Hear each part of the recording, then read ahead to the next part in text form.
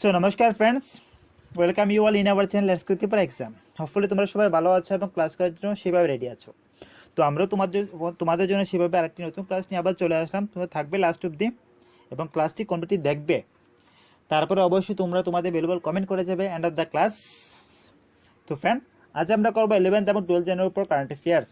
ঠিক আছে, তার আগেও আমরা কারেন্ট অ্যাফেয়ার্স ক্লাসগুলো প্রিভিয়াসলি কন্টিনিউ করেছি। তোমরা অবশ্যই সেগুলো গিয়ে ভিজিট করে দেখতে পারো, আমাদের চ্যানেলের মধ্যে প্লেলিস্ট রয়েছে সেখান থেকে। ইভেন ফ্যান, আমরা শুধু টিপিসিকে টার্গেট করে শুধু যে কারেন্ট অ্যাফেয়ার্স ক্লাস করাচ্ছি তেমনটা নয়, আমরা অন্যান্য ক্লাসগুলো করাচ্ছি, তোমরা সেগুলোও গিয়ে ভিজিট করে দেখতে পারো, আমাদের চ্যানেলের মধ্যে রয়েছে। তো ফ্রেন্ড, চলো শুরু করা যাক আজকে আমাদের ক্লাস। অবশ্যই বলবো যে শুরু করার আগে তোমরা অবশ্যই যে ফ্রেন্ড যারা যারা এখন পর্যন্ত লাইক এবং শেয়ার করুন অবশ্যই করে দেবে। পাশাপাশি যারা নতুন আছো তারা সাবস্ক্রাইব করতেও ভুলবে না। তোমাদের ছোট্ট লাইক এবং শেয়ার আমাদেরকে মোটিভেট করবে যে ক্লাসগুলো আরও এফেক্টিভলি দিতে তোমাদেরকে। অবশ্যই বলবো যে ফ্রেন্ড, তোমরা জানো বা জেনে খুশি হবে যে আমাদের একটি ছোট্ট টেলিগ্রাম চ্যানেলও রয়েছে এবং সেই ছোট্ট টেলিগ্রাম চ্যানেলের মধ্যে কিন্তু মোর দেন 5.5K কিন্তু সাবস্ক্রাইবার রয়েছে। তোমরা সেখানে তোমাদের মধ্যে থেকে যদি কেউ জয়েন না হয়ে থাকে অবশ্যই জয়েন হতে পারো আমাদের টেলিগ্রাম চ্যানেলের মধ্যে। সেখানে জয়েন হয়ে শুধু যে ক্লাসের আপডেটগুলো পাবে তেমনটা নয়, আমাদের ক্লাসের পিডিএফও সেখান থেকে ফ্রি অফ কস্ট অ্যাক্সেস করতে পারবে, free of cost. Yes friend, even friend আজ থেকে আগে পর্যন্ত যতগুলো ক্লাসের পিডিএফ দিয়েছি সবগুলো কিন্তু অ্যাক্সেস করতে পারবে। ইভেন এমনটা কখনো নয় যে আজকে আসলে এবং আজকে থেকে পিডিএফগুলো পাবে। এখন পর্যন্ত যতগুলো পিডিএফই দিয়েছি সবগুলোই তোমরা নিতে পারবে সেখান থেকে। চলো ফ্রেন্ড, শুরু করা যাক আজকে class. Question number 1, which নাইবারিং country recently unveil it's national security policy? নিচে কোন নাইবারিং কান্ট্রি দ্বারা আনভেল করা হয়েছিল এনএসপি, এবং দ্যাট ইজ করা ছিল ফ্রেন্ড পাকিস্তান। পাকিস্তান রিসেন্টলি তারা তাদের ন্যাশনাল সিকিউরিটি পলিসি তারা আনভেল করেছে।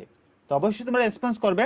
তোমাদের জন্য লাইভ চ্যাট বক্স ওপেন রয়েছে যারা লাইভ দেখতে এসছো।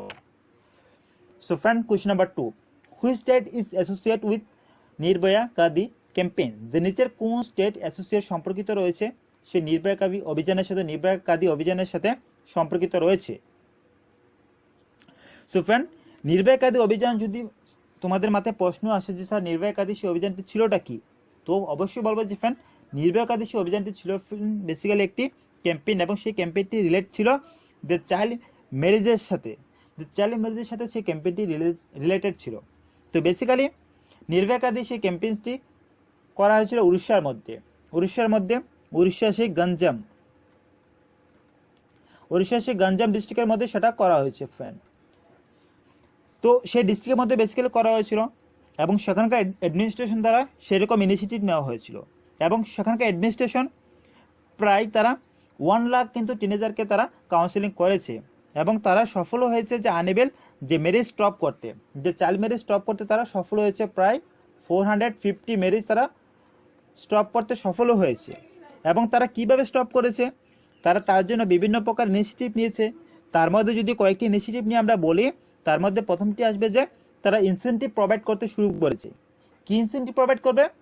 যারা চাইল্ড ম্যারেজ সম্বন্ধে তাদেরকে ইনফরমেশন দেবে, গভর্নমেন্টকে ইনফরমেশন দেবে, অ্যাডমিনিস্ট্রেশনকে ইনফরমেশন দেবে, তারা তাদেরকে ইনসেন্টিভ প্রোভাইড করবে, বিভিন্ন প্রকার ইনসেন্টিভ প্রোভাইড করবে যাতে চাইল্ড ম্যারেজ বন্ধ করা যায়। চাইল্ড ম্যারেজ অ্যাকচুয়ালি অনেকটা খারাপ অবস্থায় নিয়ে দাঁড়িয়ে করেছিল সেখানকার মধ্যে, তার জন্য গভর্নমেন্ট কিন্তু বাধ্য হয়ে সেই রকম ইনিশিয়েটিভ নিতে বাধ্য হয়েছিল। তো তার জন্য তারা বলেছে যে ইনসেন্টিভ প্রোভাইড করবে যারা ইনফরমেশন দেবে। পাশাপাশি বিয়ের ক্ষেত্রে কিন্তু ম্যারেজের ক্ষেত্রে কিন্তু তারা আধার কার্ডকে ম্যান্ডেটরি করা হয়েছিল। তো তার জন্য সেই সব বিভিন্ন প্রকার ইনিশিয়েটিভের মাধ্যমে তারা সেই ম্যারেজকে বন্ধ করতে পেরেছিল। নেক্সট কোয়েশ্চন, তো ইন্ডিয়ার মধ্যে প্রথম যে স্টেট উড়িষ্যা সেই ডিস্ট্রিক্ট কিন্তু প্রথম হয়েছে যে চাইল্ড ম্যারেজ বন্ধ করার ক্ষেত্রে free child marriage district. Next question, recently environment ministry release করেছিল একটি গাইডলাইন রিলিজ করেছিল এবং নিজের কোন প্রোডাক্টের সাথে সেই গাইডলাইনটি ছিল যে এক্সটেন্ডেড করেছিল সেই producer responsibility for which product? নিচে কোন প্রোডাক্টের সাথে সেটি ছিল প্রোডাক্টের জন্য, যেটি পরিবেশ মন্ত্রক দ্বারা রিসেন্টলি কি হয়েছে রিলিজ করা হয়েছিল সেই গাইডলাইনটি? সো ফ্রেন্ড, রাইট আনসার হবে যে ওয়েস্ট টায়ার। যে বর্জ্য যে টায়ারগুলো রয়েছে যেগুলো ইউজ করার পরে ফেলে দেওয়া হতো সেগুলোর গাইডলাইন নিয়ে তারা রিসেন্টলি সেই নির্দেশিকা এক্সটেন্ডেড করেছিল ফ্রেন্ড। কোয়েশ্চন নাম্বার 4, তো নিচে কোন স্টেট গভর্নমেন্ট দ্বারা লঞ্চ করা হয়েছিল, কি লঞ্চ করা হয়েছিল? The student startup and innovation policy 2.0। Yes friend, নিচে কোন স্টেট গভর্নমেন্ট দ্বারা সেরকমভাবে পলিসি নেওয়া হয়েছিল, ইনিশিয়েটিভ নেওয়া হয়েছিল? The student startup and innovation policy 2.0। তো রিসেন্টলি ফ্রেন্ড যে Gujarat chief minister Bhupendra Patel recently launch করেছে সেই student startup and innovation policy 2.0, এবং সেটা করা হয়েছিল international conference of academy institution. Yes friend, এবং সেটার মেন এম যে ছিল যে ফাইন্যান্সিয়াল সাপোর্ট করবে সেসব স্টুডেন্টদের সাপোর্ট করবে সেসব ইনোভেশনের ক্ষেত্রে ফ্রেন্ড, এবং সেটা প্ল্যান নিয়েছিল যে নেক্সট 5 ইয়ার পর্যন্ত তারা সেভাবে সাপোর্ট করে যাবে, এবং সেটা টার্গেট ছিল নেক্সট 5 ইয়ার্স মিনস যে মার্চ 2027 ফ্রেন্ড। তার মধ্যে তারা সেরকম ইনিশিয়েটিভ নিয়েছে সেভাবে প্রোভাইড করে যাবে। Next question number 5, which union ministry implements the Ujjwala programme? নিচে কোন ইউনিয়ন মিনিস্ট্রি দ্বারা দ্য উজ্জ্বলা প্রোগ্রামকে ইমপ্লিমেন্ট করা হয়েছিল? তো হোপফুলি ফ্রেন্ড তোমরা জানবে যে উজ্জ্বলা প্রোগ্রামটি ছিলটা কি। বেসিক্যালি যে আন্ডার উজ্জ্বলা প্রোগ্রাম, সেই প্রোগ্রামের আন্ডারে কিন্তু লাস্ট 7 ইয়ার্স ধরে তারা এলইডি বাল্ব কিন্তু ডিস্ট্রিবিউট করা হচ্ছে। যে পাওয়ার মিনিস্ট্রি দ্বারা কিন্তু সাকসেসফুলি তারা তাদের 7 ইয়ার কমপ্লিট করেছে সে ডিস্ট্রিবিউটিং এলইডি বাল্ব, এবং কিসের আন্ডারে? যে আন্ডার ফ্ল্যাগশিপ উজ্জ্বলা প্রোগ্রামের আন্ডারে।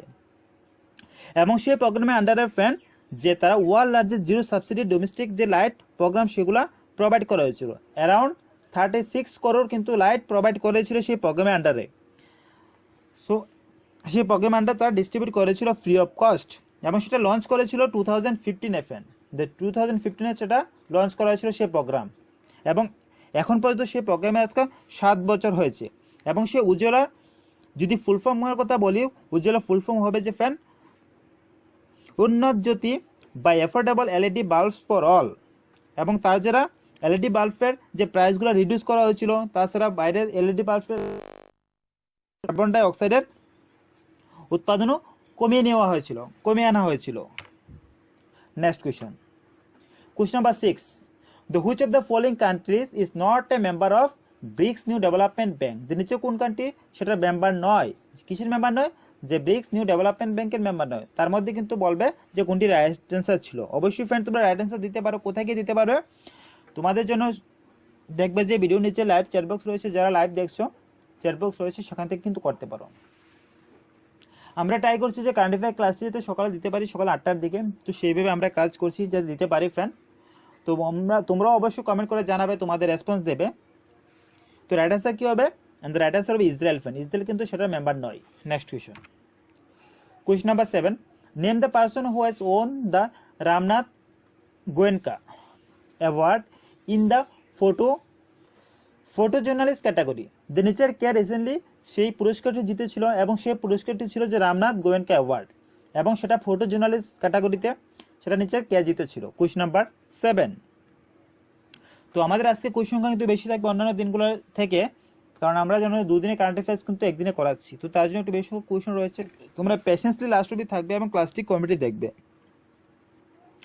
তো আমরা প্রিভিয়াস ডেটেতে যে ক্লাসটি করেছিলাম সেটারও পিডিএফ দিয়ে দিচ্ছি টেলিগ্রামের মধ্যে। তোমরা অফুলি দেখতেই পেয়েছো। যারা টেলিগ্রামে রয়েছো, যারা যাওনি এখন টেলিগ্রামে জয়েন হলে অবশ্যই জয়েন হবে। আমাদের সেই টেলিগ্রাম চ্যানেলের নাম let's crack Tripura exam. Question number 7 এর সঠিক উত্তরটি হবে যে fan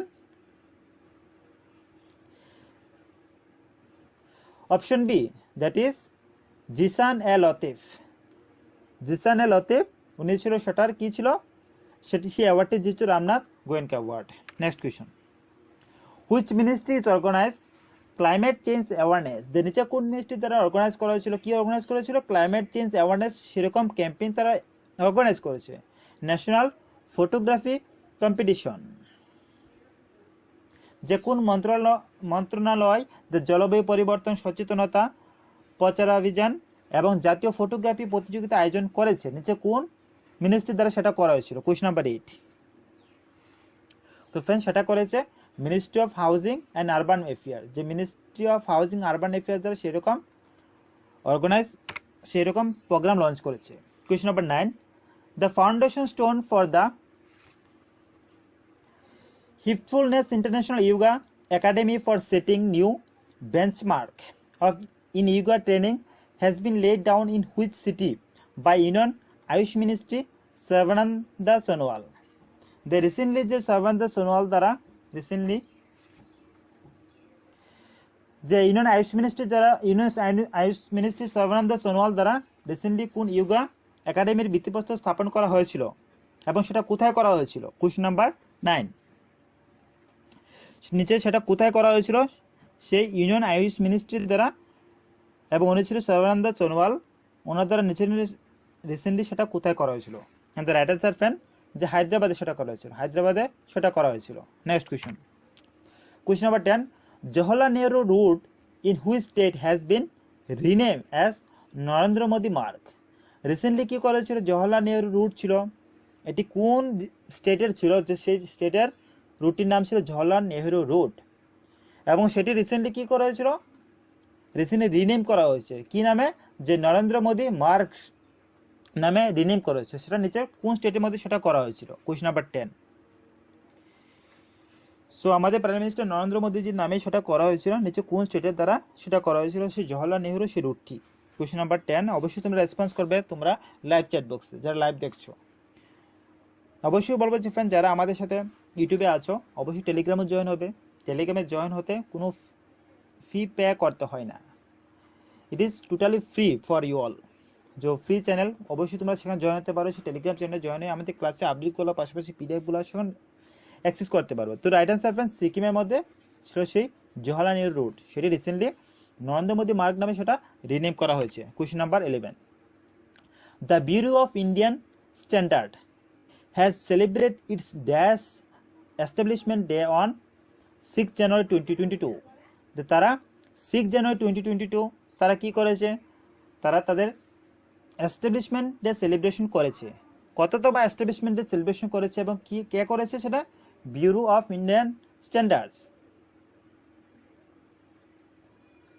question number 11, the right answer fan 75th, the 75th establishment day তারা সেলিব্রেশন করেছে recently.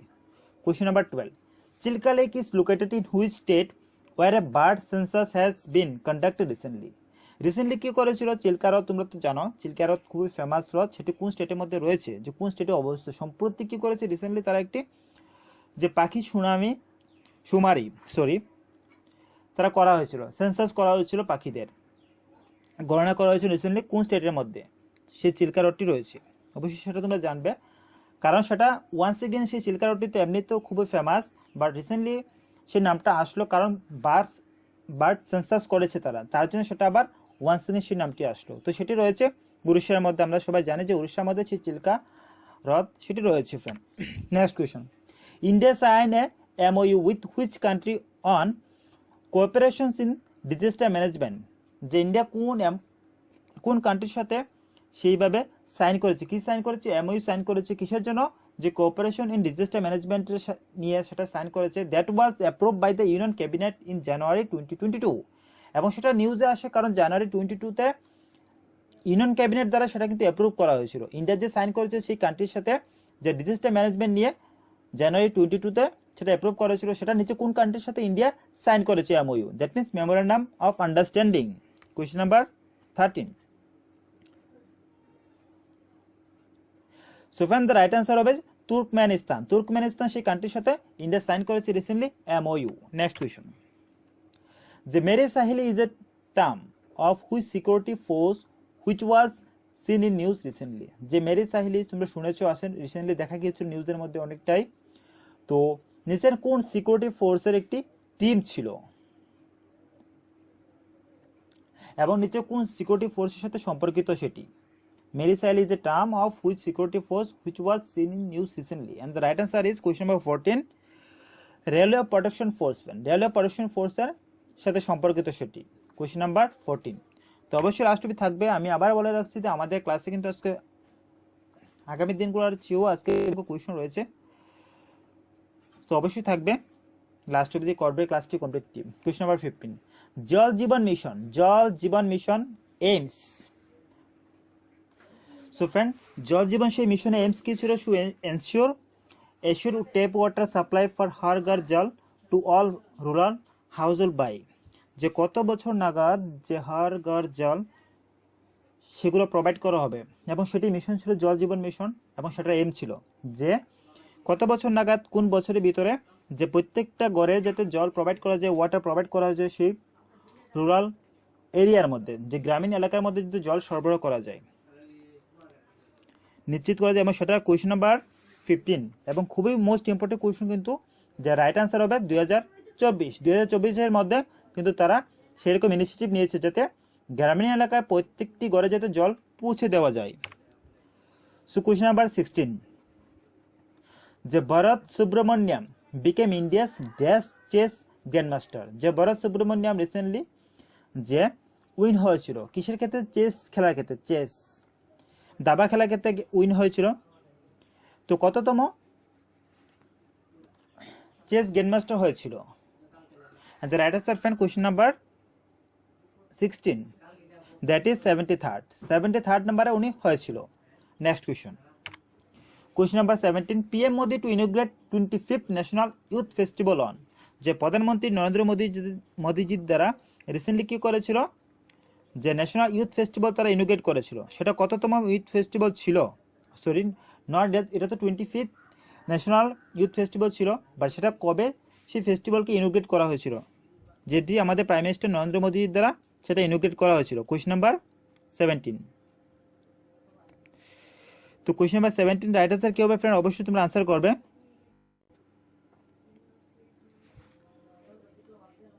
So friend, prime minister Narendra মোদিজির দ্বারা সেই ন্যাশনাল ইউথ ফেস্টিভ্যাল সেটা অ্যাড্রেস করা হয়েছিল, ইনোগ্রেট করা হয়েছিল সেই 5 ডে ন্যাশনাল ইউথ ফেস্টিভ্যাল জানুয়ারি 12 জানুয়ারি সেটা কি করা হয়েছিল, যে ইনোগ্রেট করেছিল সেই ফেস্টিভ্যালে।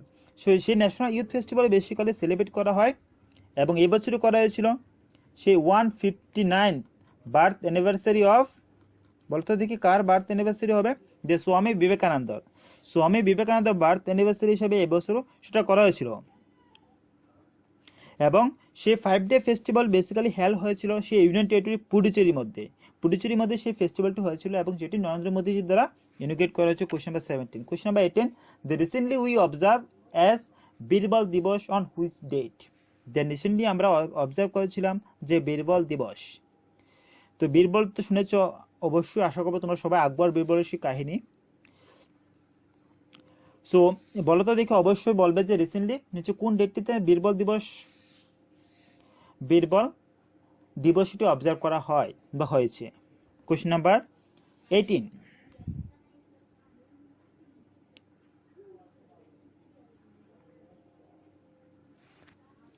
কোয়েশ্চন নাম্বার 18 রাইট আনসার কি হবে?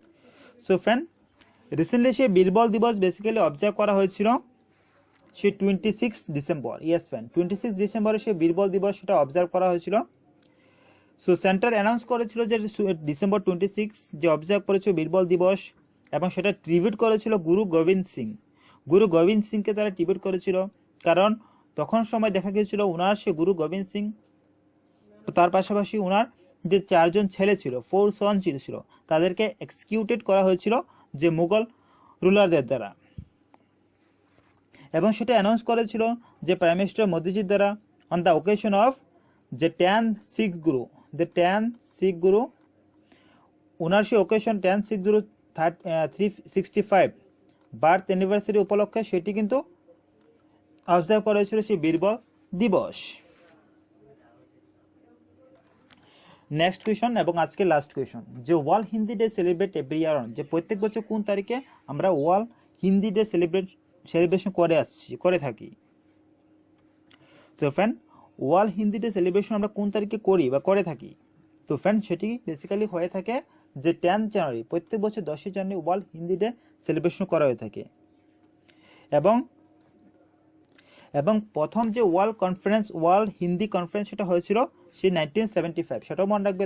তার পাশাপাশি এক্সট্রা ইনফরমেশনগুলোও, যে 1975 সেই ওয়ার্ল্ড হিন্দি কনফারেন্স প্রথমবারের মতো হয়েছিল, এবং সেই ওয়ার্ল্ড হিন্দি ডে সেলিব্রেশন করা হয়ে থাকে বেসিক্যালি অ্যাক্রস দ্য ওয়ার্ল্ড। কিসের জন্য? যে হিন্দু ল্যাঙ্গুয়েজকে প্রমোট করার জন্য সেটা বেসিক্যালি করা হয়ে থাকে। এবং ফার্স্ট যে ওয়ার্ল্ড হিন্দি কনফারেন্স সেটা হয়েছিল নাগপুরের মধ্যে হয়েছিল, সে জানুয়ারি 10, 1975 সেটা হয়েছিল।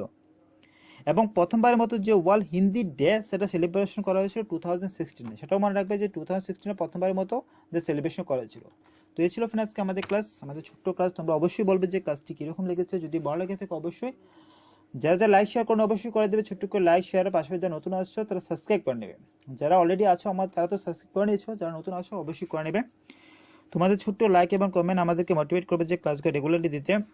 ইভেন ফ্রেন্ড তোমরা অবশ্যই আমাদের সাথে টেলিগ্রামে জয়েন হবে, আমাদের একটি ছোট টেলিগ্রাম চ্যানেল রয়েছে, সেখানে জয়েন হয়ে আমাদের ক্লাসের আপডেটগুলো পিডিএফগুলো সেখান থেকে ফ্রি অফ কস্ট অ্যাক্সেস করতে পারছো।